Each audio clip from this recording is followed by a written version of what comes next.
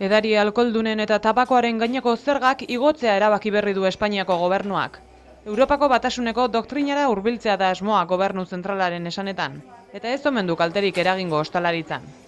Sektore honetako langile eta enpresariek aldiz bestelako iritzia dute. Krisia hasi zenetik pairatu dute kontsumoaren jaitsiera, eta zerga igoeren kostua eurek konpentsatu behar dutenaren kexu dira asko. Guk ezin dugu prezioak igo, zergatik, ja krisikin dena oso zaila dago, ezin dugu prezioak. Neurri berri honek 10% igoera eragingo du edari alkoholdunen zergan. Likoraldetikan pila bat igarriko da.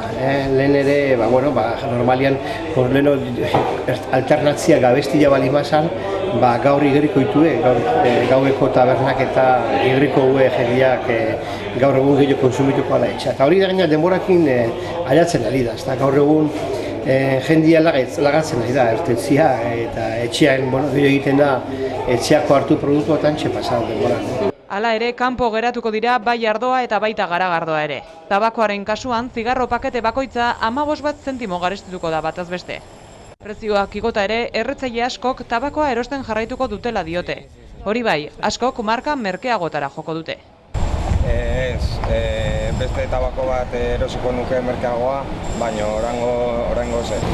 Agian bai, baina zaila iten zaituztea, orduan azkenen erretzen nik erretzen den normalki luki, baina hain erosten de beste bat, dala zerbait merkeagoa. Osasuna da garrantzitsuena. Azkenen egunero 5 euro bila, diru asko da. Baina, hala ere nik utzi nahi dut, ja ez da diruagatik.